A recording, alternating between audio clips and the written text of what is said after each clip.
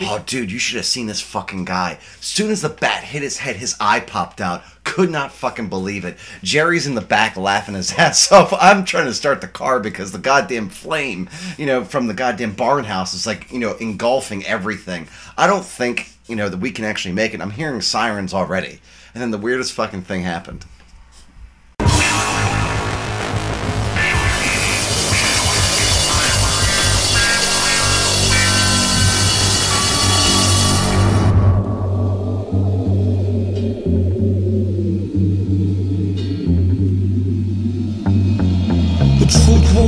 With the artificial calendar, I be the balance of the chancellor answer, the dance floor dominator, flavor complicator. Okay, so before the microphone completely self-destructs as usual, and then I have to fix it. I'm King Kobe, MC Graham. I am Adam, and this is the New Low News Show coming at you on YouTube from the People's Republic of Maryland. I can't do. Well, the zip code here is 21220. So, oh, okay. If any terrorists want to attack me, or the general area, okay, just kind of aim for our show. They could just aim for DC, and we'll still be wiped out. That's fine. Well, and they would aim for us because they hate us for our freedom. Yeah. Oh, of course. And we have the most freedom. Yeah. Out of anyone in the Americas. I don't know about that though. Oh, in the Americas, yeah. No, is that true? Yeah. I'm not sure. Depends on what kind of freedom you're talking about. Exactly. I have to pay the man. Good point. I'm just saying. I mean, like, how free is that? I have to pay rent for a free country. How does that really work? Doesn't have much. Well, like, you have to pay taxes too, right? That's what I mean.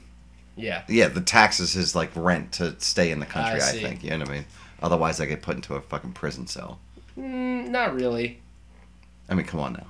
I mean, eventually they could. If they don't get my $500 by Monday...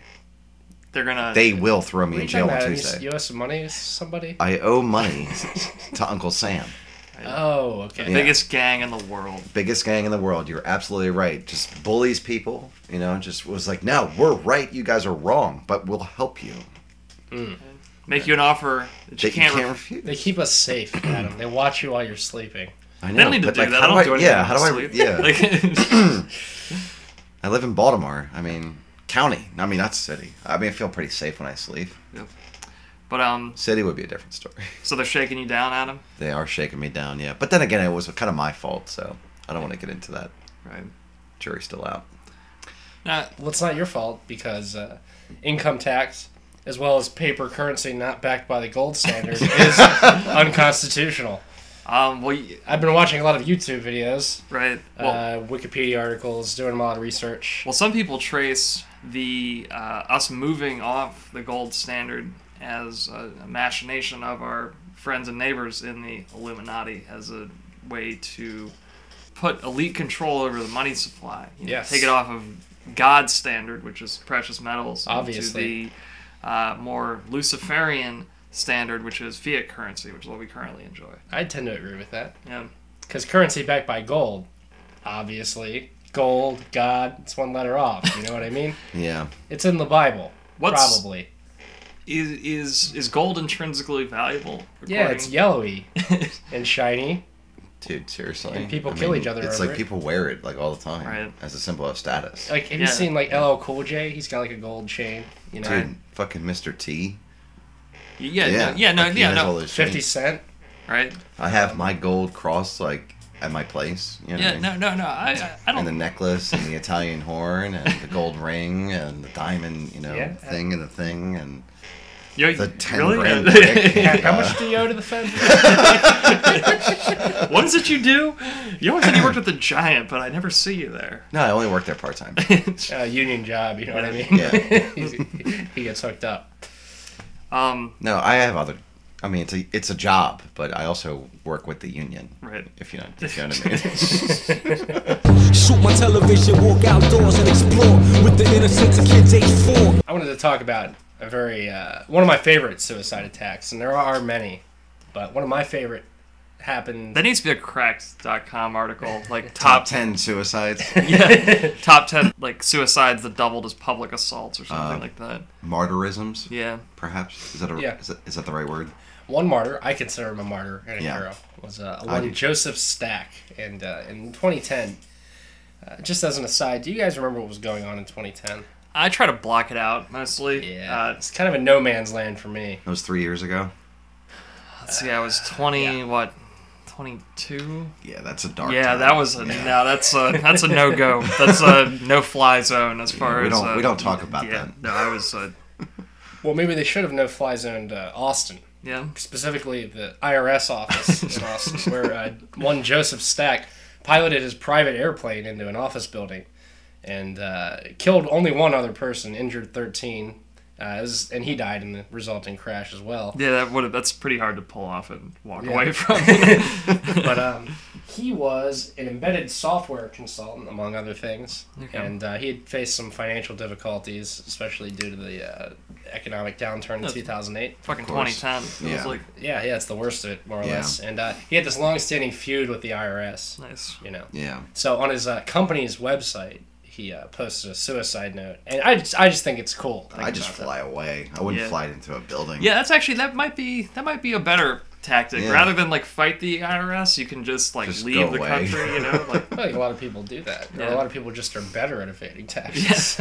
Well, also if you, it's kind of interesting based on taxes like income and everything. Eduardo Saverin, the guy that co-founder of Facebook, he denounced his United States citizenship right before Facebook went public. That way, depending on what the IPO actually would bring in for him, he wouldn't have to pay taxes to the United States government. Right. Didn't that turn into a pump and dump? Oh my God. It was awful. Dude, they were predicting so much about this company. It's just like... No, I think the Facebook IPO is actually a great metaphor for the current economic state of this country because you have our it's a symbol that people recognize as one of America's sort of unique brands that has had a huge impact on the world. Yeah. The actual proprietary software that runs Facebook is probably not fucking rocket science, but it's still pretty cool what it's capable of doing. And then when they try to make money off it, J.P. Morgan... Oh, they fucking snowballed. Yeah. Like the actual IPO. Yeah. Yeah. I remember that. J.P. Morgan gets information about the stock that the delayed the IPO. Yeah, the regular investors didn't get, and then they made maybe a little bit of money and everyone else got screwed. I frolic in the sand with the colony of ants. Semi-related. Mm-hmm. The other day I was thinking to myself, if Facebook and YouTube somehow were dissolved, I'd have nothing to show for my life. Oh, dude. Seriously? I mean, how many things have I really written down on paper or I've turned in elsewhere? I have no footprint anywhere else. I wouldn't even think about it that way. Yeah. I have a work history. It's spotty at best. Yep. I have a history of people who remember me who probably don't have very kind things to say. And that's really it. I don't talk to my family.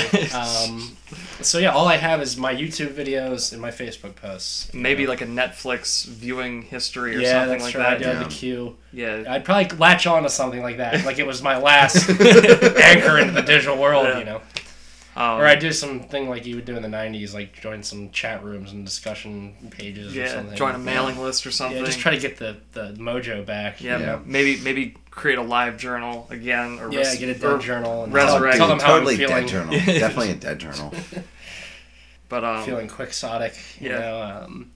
Maybe create your own personal website. Remember those when people just had GeoCities or whatever, Well, no, that was the craziest thing to me about that Austin Plains story was with the guy had his own website. Yeah, just had his own personal website. I was like, what the fuck? Like, who still has one of those? Like, no wonder he was feeling down and out. Like, the world has fucking passed him by.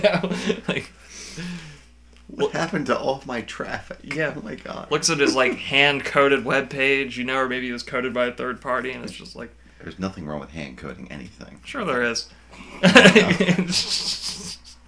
I remember, learning HTML, and I really did enjoy that. Yes. And then my brother, he found this program where it was basically like a drag and drop, whatever the fuck you want to do to design a web page. Probably Dreamweaver. Dreamweaver, thank you very much. And then it would just, whatever he wanted to do, it would automatically program the HTML. Yeah. And did his shit look better than mine? Yeah. No, I think what it is, But did I write the code?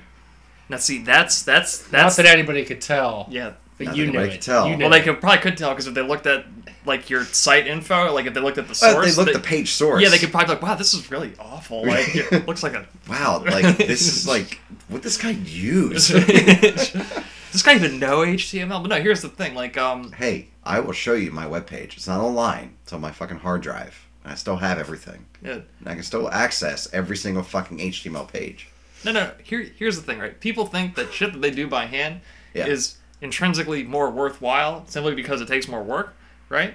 I don't think that's necessarily true. Like, I actually had to work on a project for school. We had like different teams in the class. Like, I had to design a webpage. Yeah. And so my team, we were all of the work smarter, not harder life philosophy, and that pretty much translated into doing everything via third party and not doing hardly any original coding ourselves.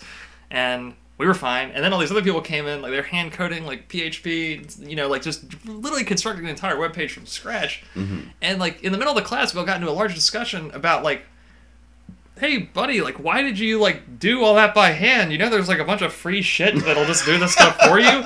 And they're like, no, we coded it ourselves. Like, yeah, we got that part, but why did you bother? Yeah, and we didn't get a satisfactory answer, but then the teacher calmed the discussion down because he didn't want, you know, some sort of like web developing fist fight to break out.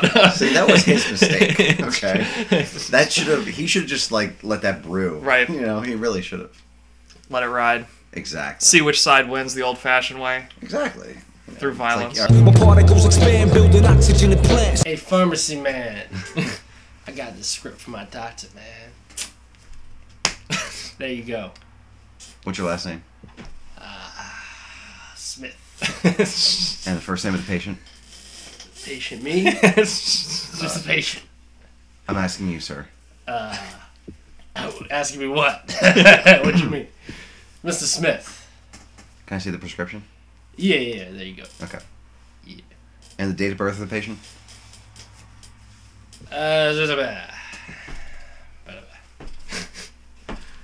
February 17th. Yeah. You jonesing, man? I'm just saying, not judging. Who are you, motherfucker? Do you have insurance?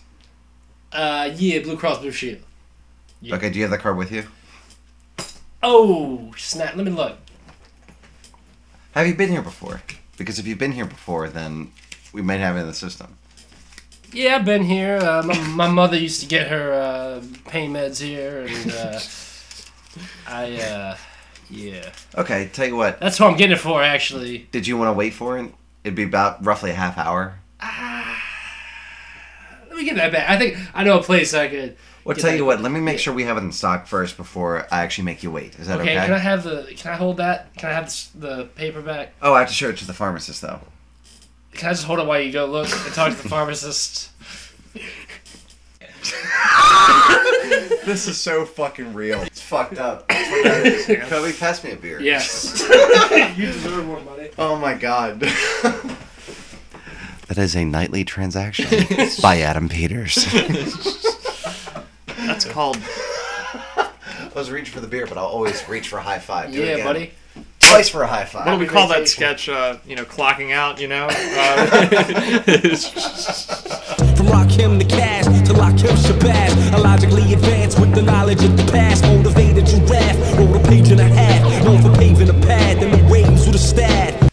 Anyway, so you read a horrific story. There was an abortion doctor in Philadelphia. His name is Kermit Gosnell, I think. I don't know how to pronounce that. And he has apparently been running the shittiest healthcare clinic ever. To the point in which I have to assume after reading the story that he's simply a serial killer. And interesting. Has been using his extreme negligence over the years as a way of perpetrating his crimes. It's the only thing that makes it either like. So he's paying malpractice insurance to get away with murder, I guess. Not even paying the insurance because no one had really knew what he was doing. Wow. Until like 2 years ago.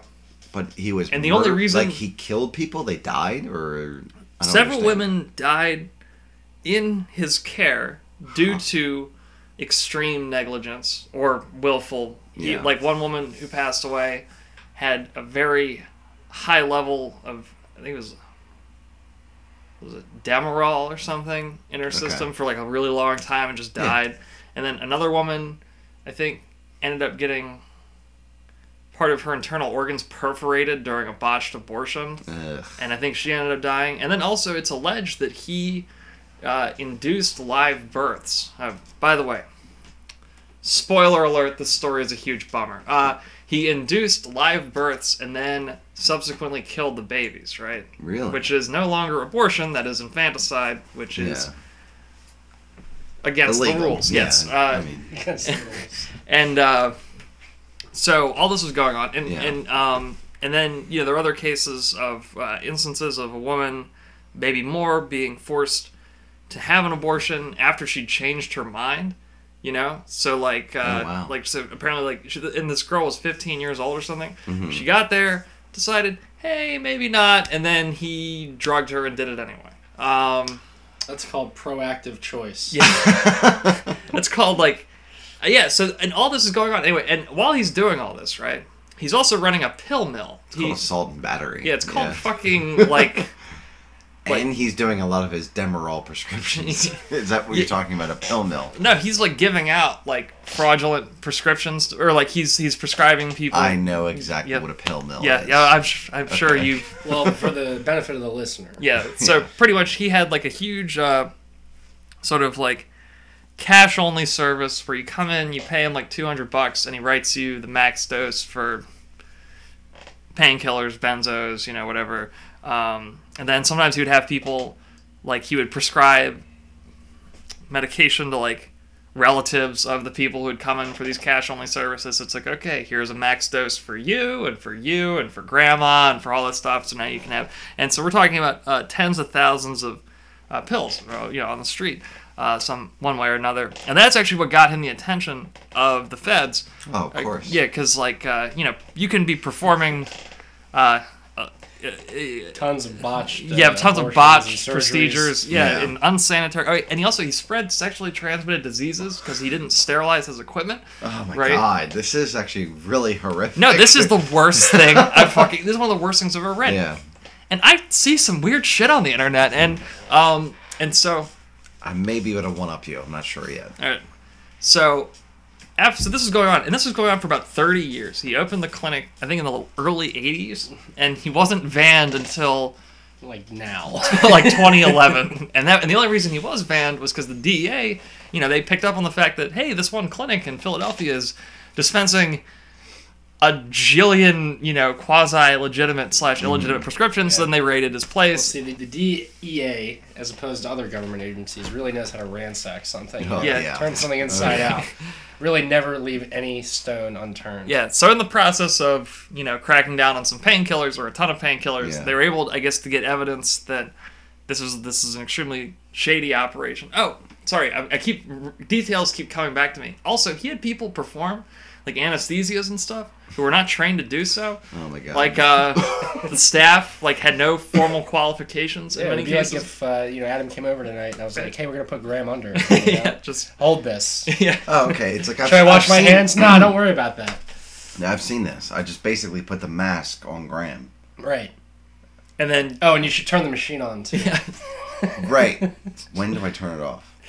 I got it. Yeah. Or she's got it. Do we have to turn it off? No, that's the thing, and he wouldn't... Can I have it? The doctor wouldn't even be present sometimes when this is going on. So he would just send his unqualified $8 an hour, you know, assistant into the room to put someone under. No training, no supervision. And to wrap my thought about this horrific story, though, the two angles that I didn't see reported, because it's been a story for 2 years, because the guy was arrested 2 years ago. Mm-hmm. And now the right-wing media has kind of gotten hold of it, and they're trying to shame, like, left-wing journalists or liberal journalists into covering the story, and they're claiming, oh, you don't want to cover the story because it deals with abortion, which is one of your important political talking points, so you're just sweeping it under the rug. So, but there were two angles that no story that mentioned it covered that I thought were important. One, that this was not discovered by any medical regulatory agency, but rather a DEA raid. So people talk about the failures of the medical regulation in the state of Pennsylvania, but they never brought up that this was just a drug bust that happened to uncover a house of horrors, right? For some reason, that seems to me like it's a very critical part of the narrative, which never gets retold, because then we would all have to talk about the drug war, which no one seems to be that interested in disassembling at the moment. We did. Yeah, we talk about it all the time because we're fucking obsessed with it, but everyone else, you know, all the people in the mainstream media, they're like, oh yeah, by the way, this was a pill mill, but we're never going to mention this in any of our stories, and Graham is only going to find out about it because he goes on Wikipedia and looks up this guy and realizes that the two are connected. But, for the listeners, do not, only qualified professionals... Do not practice medicine without a license or without following proper procedure. It's a lot more simple than that. Listeners, never go to Philadelphia. Yeah. Oh, okay, that was probably the... that was the unspoken angle of the story. Was that... Like, of course. Yeah. I drove through Philly about 2 to 3 times. Yes. Also known as Philadelphia. What's that? Philadelphia. The caterer, the Darth Vader with the crossfader. You should never be afraid of the harm from armed laborers. No one wants to know that there are pill mills. Well, you know what I mean? Well, if you think about it this way, it's just, you know, if you, like, broadcast pill mills, okay, so that means there are bad doctors out there, all right? And no one wants, like, an enraged public about every single doctor. Yeah. Because there are many doctors who are not fucking pill mills and total... you know, sociopaths. You know what I mean? Well, they actually do care. Well, yeah, and so, well, here's another thing, though. You know, I'm going to bring this on to my profession as well. Yeah. All right, and I remember reading this in quote unquote training. Okay, I was working with the company for like X amount of years, and so there's like a lot of this like online stuff that we have to do and just make everything legal and stuff like that. So even working there as a technician, like I actually had to take this technician training course. I'm like, you have to be freaking kidding me. Like, this is ridiculous. So I went through it. I went through the motions. It's like, I had to do it. It's no problem. No one even told me I had to do it. I actually found it by myself. I'm like, all right, fine. I guess I have to do this. And then it was kind of funny, though. Like, when I finished everything, the other technicians, they had to do it. The people that have been there for, like, fucking 20 years. I thought that was funny. But anyway, I read... a pharmacy is the patient's, like, last sight of their health care, okay? Mm-hmm. You know, they are sick, they go to the store, they get some drugs, you know what I mean? And then they have to go to the doctor, they go to the ER, they talk to a doctor, they, you know, get treatment in a hospital, but then, ultimately, they have a prescription drug. They have to come to the pharmacy. Yeah. So we have to have... some type of, you know, obviously professionalism. That's my main goal. I mean, you might be one of the last people they talk to. Like, they are. Yeah. Until they start. Exactly. Yeah. That's what we were told. Yeah. Like that's why we had to have like a certain demeanor. It's just like, you know, this person is probably having like the worst fucking week of their life, especially if they have the flu, you know, or even something like MRSA. It's like no joke. Like I dispensed like Zyvox like the other day. You know what I mean? Very powerful antibiotic. You know, it's used in cases of MRSA, skin infections and shit like that. You know, that can fucking be fatal, obviously. In my opinion, why I don't think they want to enrage, you know, the public with like this pill mill shit. It'll bring a pharmacy into it too. Yeah. You know, and it's just like, oh, well, like why was the pharmacy doing this? It's like, why were they dispensing this? It's like, why didn't you, you know, call why a did doctor? They do more to figure out? Everything was on the prescription. We called it once. They had the prescription before from the same doctor, so what really is the problem here? Well, and it relates back to... And then you have the entire public, though. If they hear about this, then they hear about their own pharmacy, you know, filling fake prescriptions and being, you know, tied into an entire, you know, scheme, if you will. It's like, why enrage, like, a total, like, you know, legitimate business, pharmacy, you know what I mean, into something that was completely... Right. You know, beyond our control. Yeah, exactly. The other side of the pill mill angle is that there are a ton of people out there that are really sick and they're in a lot of pain. Oh, yeah. And the last thing you need is for even like, you know, like, so for the number of people, for example, that do doctor shopping or go to pill mills or whatever to just get high, which is, by the way, a totally legitimate human activity. Well, hey, like I said, honestly, I mean, You know, if you want to give me a fake script, I will never fill it. Right. All Yeah, because you don't want to violate the... Yeah, ultimately, Yeah. I mean, it's not up to me. I'm a technician. I mean, pharmacists have the ultimate call. Right. All right, but I will tell a pharmacist, like, you shouldn't do this at all. Yeah, But no. it's up to them. Yeah. But whenever someone wants to, like, this is about fake prescriptions. People that, like, get a prescription pad and write one of their own. Yeah. It's like your best way to do it is go to a doctor, which is what you're going to talk about. You know what I mean? Right. You have to go to a doctor, like, to pill mill or doctor shop. Right. And I'm not encouraging that, but I am saying that the people who do want to just get high, that is a valid desire on their part that our culture currently does not have tons of ways of satisfying, or tons of legitimate ways to satisfy anyway. So getting high is fine. But also, there are a ton of people who are in a ton of pain, and the last thing we need for those people is to have a crackdown because some other motherfuckers are going to a pill mill. Yeah. You know, so if people are, you know, abusing the system, then it's like, oh, well, we should restrict the supply of pain meds. That's what they do in New York right now in the ERs. You know, that's like it relates back to many shows ago. Adam was talking about regulations they were introducing into his pharmacy. Yeah. Oh yeah, absolutely. But also, it's just after a certain point, when we see what the pill mills are really writing for, and or people who are faking prescriptions. You know, if we see certain strengths of certain pain medications, we just won't stock it. Yeah. And then when we see, you know, legitimate people, you know, write for their strengths, it's like we can't do it. Like, have your doctor rewrite it. We stay patient as we lay the foundation and a simple composition for the future generation. You know who is like only qualified to do that other than a doctor? Than an actual anesthesiologist? It's called a nurse anesthetist. Yes. They make a nurse anesthetist basically does the same thing as an anesthesiologist. Theoretically. It's like a nurse practitioner, technically. doctor. Technically. Yeah, exactly. Yeah. It's just liability issues. You know, and also schooling. That's the difference. She's a woman. So. Hey, I was going to do that. All right?